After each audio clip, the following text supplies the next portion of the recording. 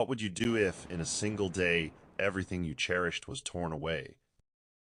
Your wealth, your family, your health, all gone in an instant. Would you curse God, or would you hold on to faith, even when heaven itself seems silent? This is the story of Job, a man whose trials shook the heavens and still leave us asking, why does God allow suffering? This is the story of Job, a man of unwavering faith, whose life became the ultimate battlefield between good and evil. Why do good people suffer? Why does God allow pain to touch the lives of the innocent? Today, we unravel one of the most profound and timeless stories in the Bible, the story of Job. As we journey through this narrative, we'll explore Job's rise to prosperity, his unimaginable suffering, and the divine encounter that changed everything. Get ready to dive deep into a story that challenges the core of our understanding about God, justice, and human endurance. Stay tuned, because this is a story that will leave you questioning, reflecting, and in awe. In the ancient land of Uz, there lived a man named Job. He wasn't just wealthy, he was the wealthiest man of his time.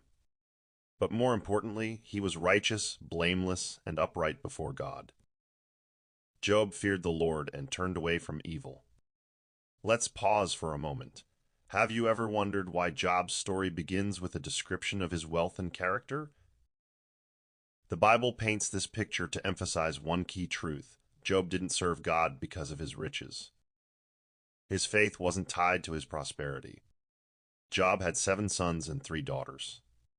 He owned 7,000 sheep, 3,000 camels, 500 yoke of oxen, and 500 donkeys. His servants were many, and his reputation unmatched. But Job's greatest treasure was his relationship with God. Now, the story takes us far beyond the physical world. High above, in the heavenly realms, God's divine council assembled. Among the angels stood one being who came with an agenda, the accuser, Satan. God spoke to Satan with great admiration for Job, saying, "Have you taken notice of my servant Job? There is no one on earth like him, blameless and upright, a man who reveres God and turns away from evil."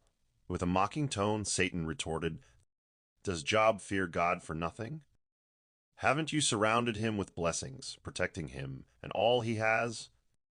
Take it all away, and he will surely curse you to your face." And thus began the cosmic wager, a battle not fought with swords, but with faith, loyalty, and trust. God gave Satan permission to test Job, saying, "Very well, everything he has is in your hands, but do not lay a finger on him." Can you imagine the weight of this moment? Job, unaware of the conversation in heaven, would soon face trials that would shatter anyone's spirit. One day, as Job's children were feasting, disaster struck. A messenger arrived, breathless and trembling. A messenger rushed to Job and reported, "The oxen were plowing, and the donkeys were grazing nearby when the Sabeans attacked us. They seized the livestock and slaughtered the servants. I alone have escaped to tell you." Before the words could sink in, another messenger appeared. The second messenger arrived and said, "Fire from God fell from the heavens and burned up the sheep and the servants. I am the only one who has escaped to tell you." And yet the nightmare continued. A third messenger arrived and said, "The Chaldeans formed 3 raiding parties, seized your camels, and killed your servants. I alone have escaped to tell you." But the most devastating news was yet to come. A fourth messenger entered, his face pale and filled with sorrow. The fourth messenger arrived and said, "Your sons and daughters were feasting in the eldest brother's house when suddenly a mighty wind swept in from the desert. It struck the house, and it collapsed on them. They are all dead. I alone have escaped to tell you." Imagine the grief. Imagine losing everything, your wealth, your servants, and your children, all in a single day. How would you respond? Job's response was nothing short of remarkable. He fell to the ground in worship and said, Job, speaking with unwavering conviction, declared, "The Lord gave, and the Lord has taken away. Blessed be the name of the Lord." But behind the scenes, the spiritual battle intensified. Satan was enraged. Job's faith had remained unshaken, even in the face of utter devastation. Satan, seething with anger, exclaimed, "Skin for skin. A man will give everything he has to save his own life. Strike his flesh and bones, and he will surely curse you to your face." God, knowing Job's heart, allowed Satan to test him further. "Very well," God said, "but you must spare his life." And so Job's body was afflicted with painful sores from head to toe. His once proud stature was reduced to a figure of suffering, scraping his wounds with broken pottery as he sat among the ashes. Job's friends arrived, intending to comfort him, but their words turned into accusations. Eliphaz, Bildad, and Zophar insisted that Job must have sinned to deserve such suffering. For hours they debated. Job maintained his innocence, crying out to God for answers. Job crying, "Why, Lord, have you made me your target?" But in all his questioning, Job never cursed God. His words reflected a deep faith intertwined with raw human anguish. Job's suffering was evident to all. But in his greatest moment of despair, his own wife, overwhelmed by the magnitude of their loss. Job's wife, with bitterness and despair, exclaimed, "Are you still maintaining your integrity? Curse God and die." Her words reflected the human tendency to give up in the face of overwhelming trials.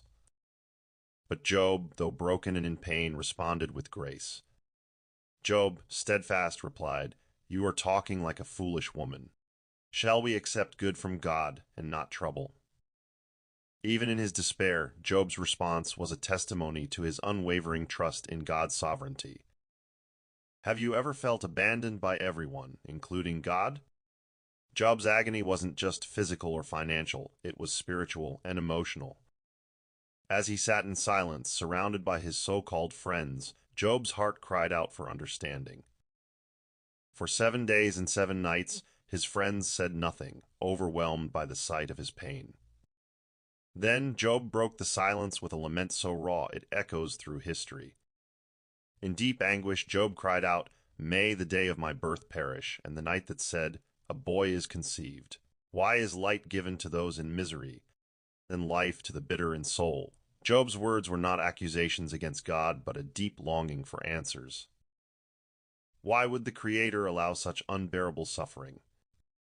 His friends, however, misinterpreted his pain. Eliphaz, the first to speak, cloaked his harsh words in poetic language, saying, "Consider now, who, being innocent, has ever perished?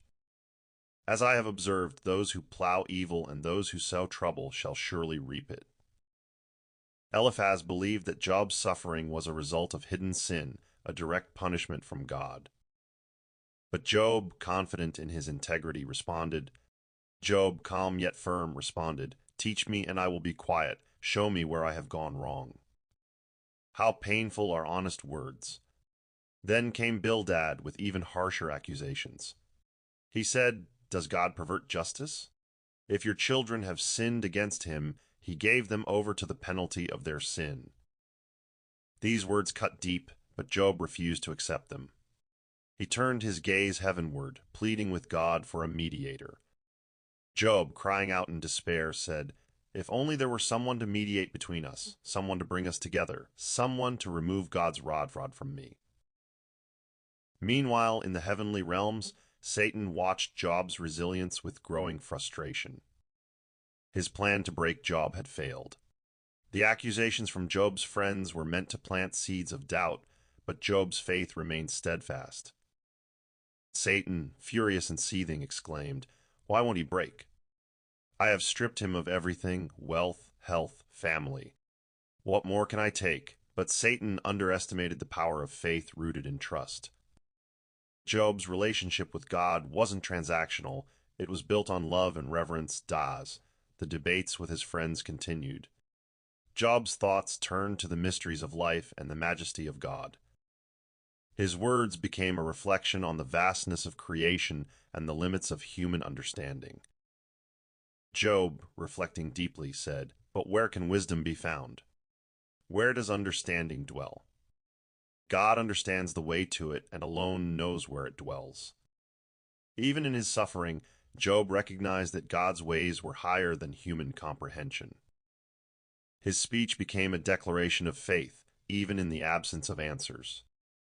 As Job's friends continued their accusations, another voice emerged, Elihu, a younger man who had been listening in silence.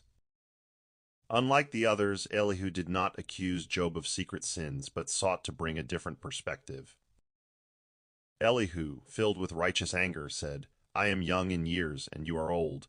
That is why I was fearful, not daring to tell you what I know. But it is the Spirit in a person, the breath of the Almighty, that gives them understanding." Elihu reminded Job and his friends that God's ways are beyond human understanding, and that suffering could be a means for God to teach, refine, and draw people closer to Him. Though Elihu's words were not perfect, they served as a prelude to God's response, preparing Job's heart for the divine encounter to come. Then, when Job's cries reached their peak, God answered. Out of a storm, the Creator spoke, not with explanations, but with questions that revealed His sovereignty. God, thunderous yet calm, where were you when I laid the earth's foundation? Tell me, if you understand, who marked off its dimensions? Surely you know. God's words weren't meant to belittle Job, but to remind him of the vastness of divine wisdom. Job, humbled and in awe, responded. Job, whispering with humility, said, "Surely I spoke of things I did not understand, things too wonderful for me to know. My ears had heard of you, but now my eyes have seen you." In the end, God restored Job's fortunes. He blessed him with twice as much as he had before, 14,000 sheep, 6,000 camels, 1,000 yoke of oxen, and 1,000 donkeys. Job's family was restored, and he was blessed with more sons and daughters. God blessed Job with 7 sons and 3 daughters once again. The daughters were renowned for their beauty, and Job named them Jemimah, Keziah, and Keren-Happuch. Jemimah, meaning dove, reflected peace and renewal after the storm. Keziah, named after a fragrant spice, symbolized the sweet aroma of restoration. Keren-Happuch, meaning horn of beauty, represented Job's honor and the glory of his restored life. What's more, Job gave his daughters an inheritance along with their brothers, an act of generosity and fairness uncommon in his time. God's response not only silenced Job's questions, but also corrected his friends. Turning to Eliphaz, Bildad, and Zophar, God sternly said, "I am angry with you because you have not spoken the truth about me, as my servant Job has. Take 7 bulls and 7 rams and go to my servant Job and sacrifice a burnt offering for yourselves. My servant Job will pray for you, and I will accept his prayer and not deal with you according to your folly." In an act of remarkable humility, Job prayed for his friends, and God forgave them. This moment highlighted Job's character, even in his restoration, as a man of compassion and forgiveness. But the true message of Job's story isn't just about restoration, it's about unwavering faith. It's about trusting God in the storm, even when answers don't come. What can we learn from Job? Faith isn't about having all the answers, it's about trusting in God's goodness when life feels unbearable.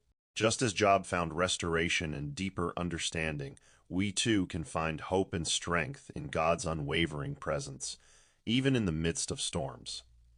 And so I ask you, when trials come, will you trust God like Job did? If this story inspired you, don't forget to like, share, and subscribe for more powerful Bible stories. Drop a comment below. What part of Job's journey spoke to you the most? Let's grow in faith together. And remember, no matter what you're facing, God's plans are greater than your pain. Stay strong, keep believing, and let His promises guide you through. See you in the next video.